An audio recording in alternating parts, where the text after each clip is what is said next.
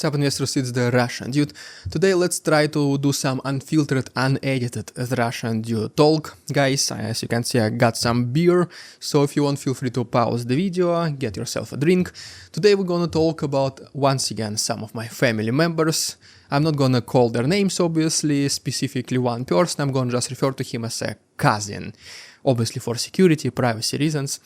So long story short, 1-2 months ago, the guy just literally threatened me, saying that if you ever show up in Russia, I'm gonna have a serious talk with you, like whatever you're doing. Basically, he discovered my YouTube channel, he was calling to my father, complaining about me, saying that this guy is an absolute clown, like I don't even want to call him a relative anymore. So yeah, let's talk about the purpose of today's video. Is going to be just to show how propaganda, once again, in Russia destroys Russian families. So once again, get comfortable, get yourself a drink, and let's start the conversation.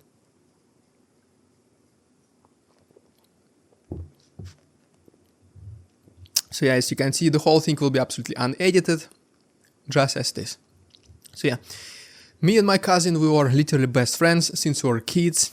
We were even literally living next to each other. We both were doing sports. I was doing hockey, he was doing football, soccer.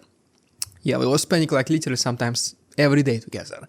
I was living with their family, he was coming visit us. We just were best buddies possible.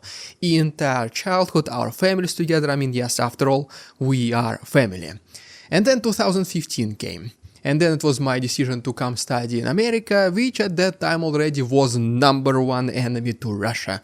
If you have to do anything with America, that's it. You are a forsaken person.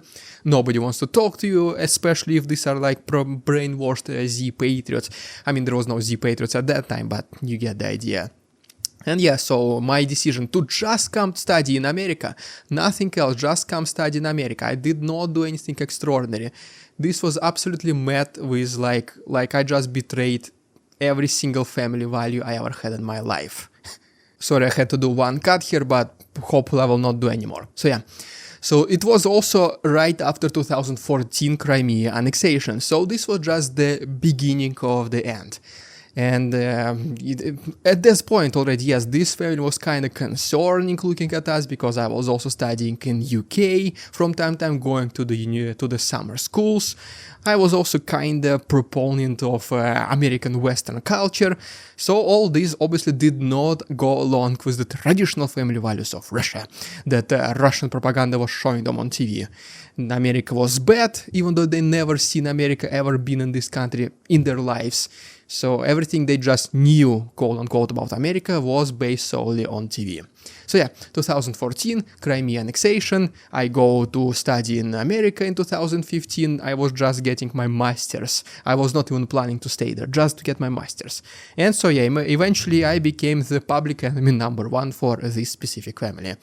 Every time I was visiting Russia, obviously trying to go there at least once per year when the borders were still open. And I obviously tried to see as many friends and relatives.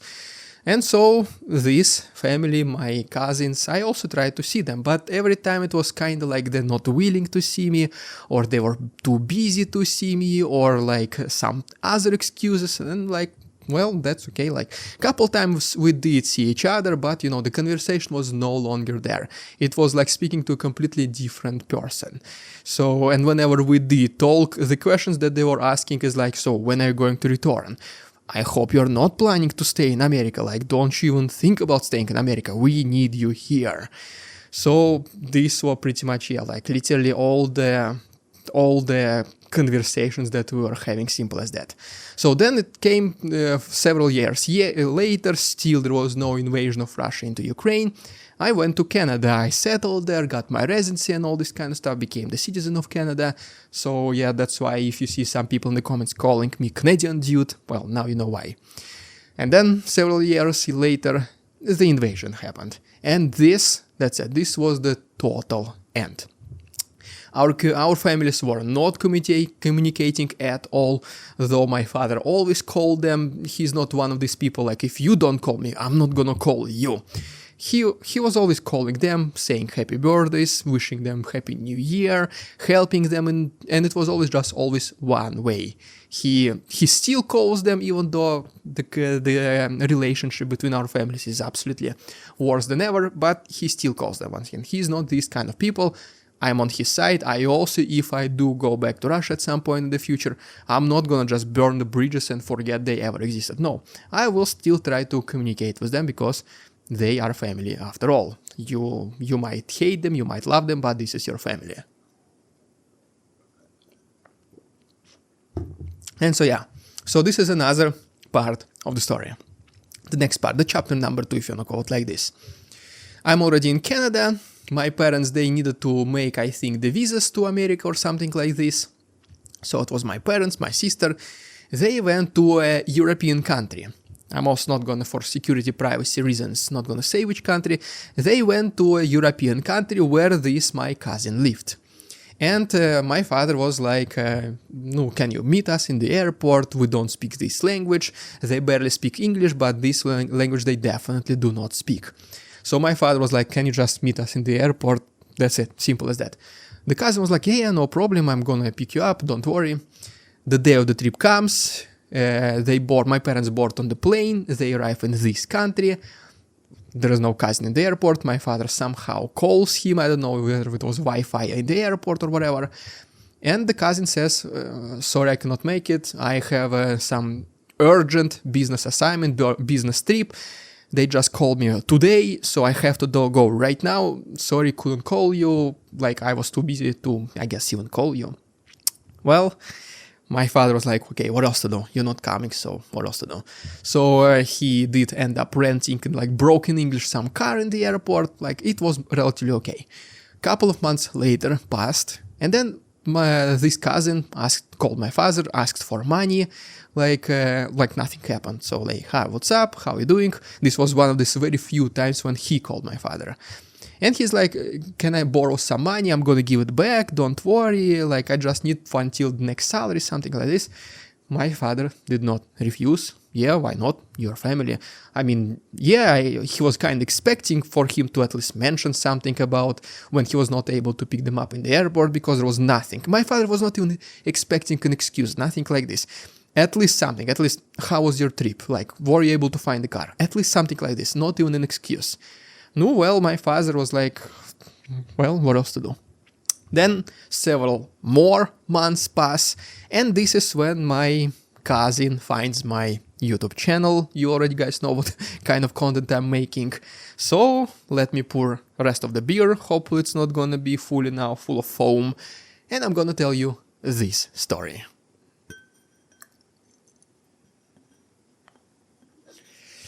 So yeah, couple more months now pass. Cheers, guys. Let me know in the comments what are you drinking. This is the pretty good Colombian beer. So yeah, some more times pass. My father is at home watching football, watching hockey, I don't know. My mother is home. Then there is a call from the cousin. No, my father answers like nothing was screaming that this will be the before and after moment. And my cousin is like, what the hell? I just found Artyom's YouTube channel. What the heck is he doing? Is he out of his mind? Like, is he not a patriot? Does not he love Russia? Why he hates his motherland? Does he hate us as well? Does he hate Russian culture? Does he hate everything? He's asking, he's like fuming over the phone. You can see him being red, like punching the air. All this kind of stuff, like saying, I hate the guy, kind of. Like, the message was that I hate the guy. What does he think he's doing, this stupid little clown? I guess that's the message. My father's like, well, that is what he is doing. You already knew since a long time ago that we love Russia, but we just do not support our government. That's absolutely normal. Every single country has people like this. It does not mean that if you do not like your government, It does not mean that you do not love your country, you don't love your relatives and friends as well. It simply means you disagree with the invasion of Ukraine. Simple as that. And he's like, no, you cannot. This is our country. We need to support the decision of our leaders no matter what. If he tells us to do this, if he tells us to destroy the entire world, we have to follow it, because you don't choose your family. You don't choose the place where you're born. You have to love your country. Like things like this. He was like, then, like, give me the phone number of Artyom. I'm gonna call him, I'm gonna text him, I'm gonna talk with him like man to man, because this is completely unacceptable. This is completely, absolutely absurd. I have no idea how he was even thinking about doing videos like this. If he ever comes to Russia, let me know. I'm gonna meet him and I'm gonna speak to him with my fists, face to face, man to man, because like this is absolutely like, what is he thinking?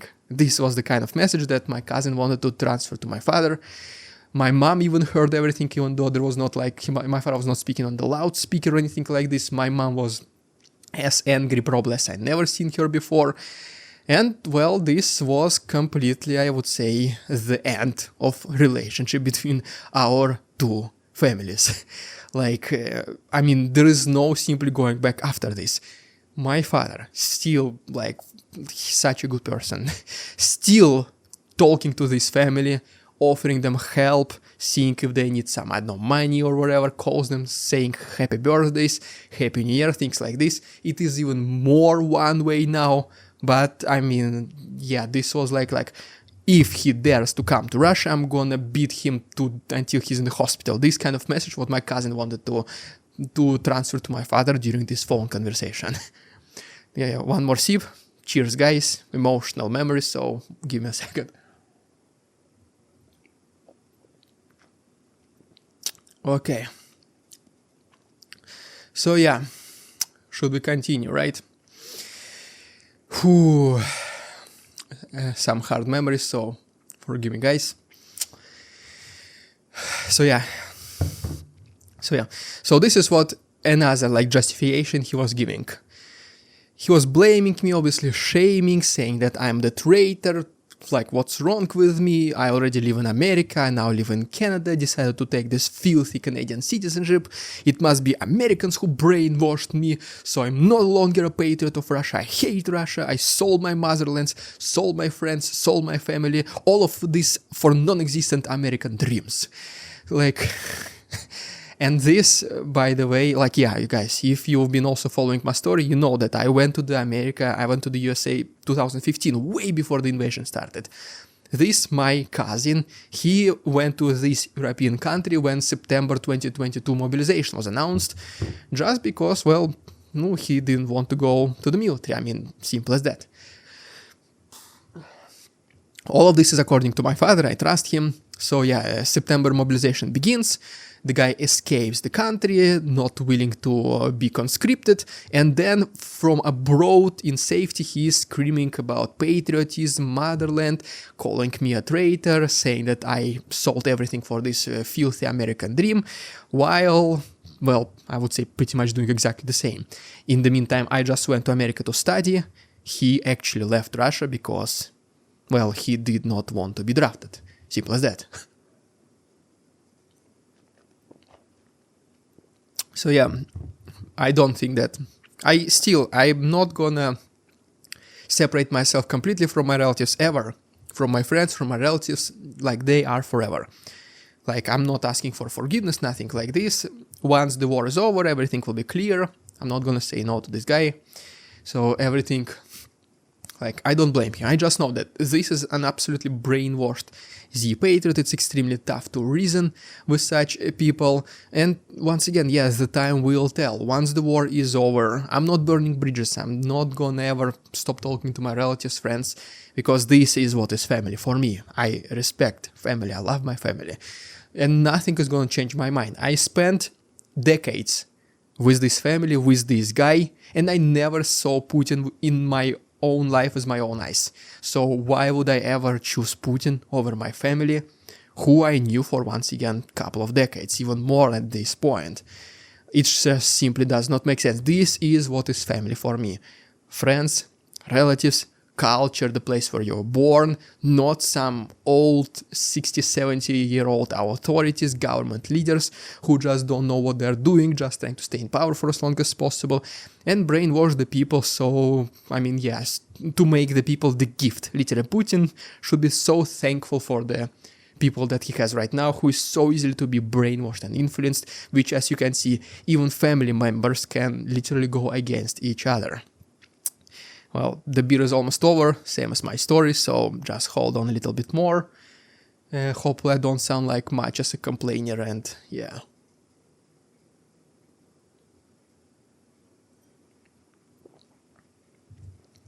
So long story short, yeah.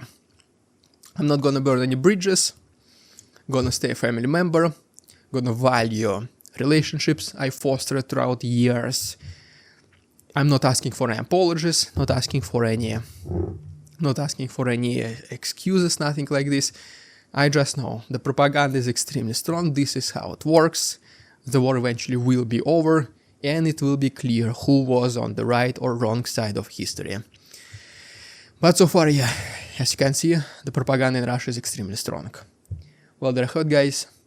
Thanks so much for watching. Let me know if this format of unfiltered, unedited talk with some drinks is interesting for you to watch. I can record maybe one more video like this during this week of special episodes.